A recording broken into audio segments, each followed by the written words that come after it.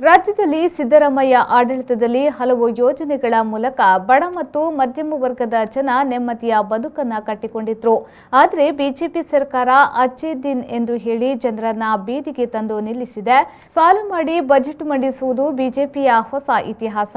ಬೆಲೆ ಏರಿಕೆಯಿಂದ ಜನತೆ ತತ್ತರಿಸಿಕೊಂಡಿದ್ದಾರೆ.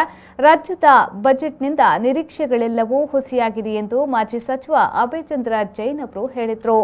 ನಾನು ಶಾಸಕನಾಗಿದ್ದಾಗ ಕೆಂಚಾರು ಗೋಶಾಲೆ ನೆಲಸಮ ಮಾಡಿಲ್ಲ. ಅಕ್ರಮ ಒತ್ತುವರಿ ಗಮನಕ್ಕೆ ಬಂದಿದ್ರೂ ಗೋವುಗಳಿಗಾಗಿ ಸುಮ್ಮನಿದೆ. ಈಗ ಬಿಜೆಪಿ ಗೋವುಗಳನ್ನು ಬೀದಿಗೆ ಬಿಟ್ಟಿದೆ.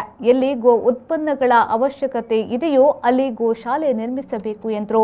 ಹಿಂದಿನ ಸರ್ಕಾರ ಸಿದ್ದರಾಮಯ್ಯ ಸರ್ಕಾರ ಕೃಷಿಗೆ ಬೇಕಾದಂಥ ಬಾಡಿಗೆ ಮಿಷನರಿಗಳನ್ನು ಕೊಡುವಂಥ ವ್ಯವಸ್ಥೆ ಮಾಡಿದರು.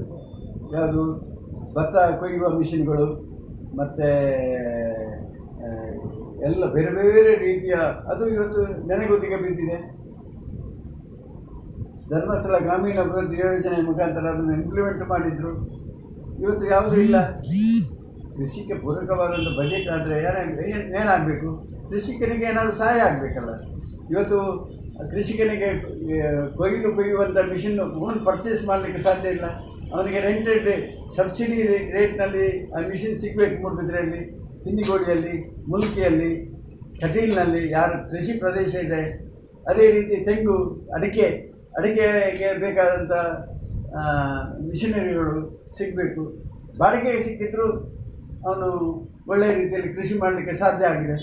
ಇವತ್ತು ಕೃಷಿಕ ದಕ್ಷಿಣ ಕನ್ನಡ ಜಿಲ್ಲೆಯಲ್ಲಿ ಅಡಿಕೆ ತೋಟ ಅಭಿವೃದ್ಧಿ ಆಗಿದ್ದರೆ ಧರ್ಮಸ್ಥಳ ಗ್ರಾಮೀಣಾಭಿವೃದ್ಧಿ ಯೋಜನೆಯ ಮುಖಾಂತರ ಆಗಿದೆ, ಹೊರತು ಸರ್ಕಾರದ ಸಹಾಯದಿಂದ ಆಗಲಿಲ್ಲ.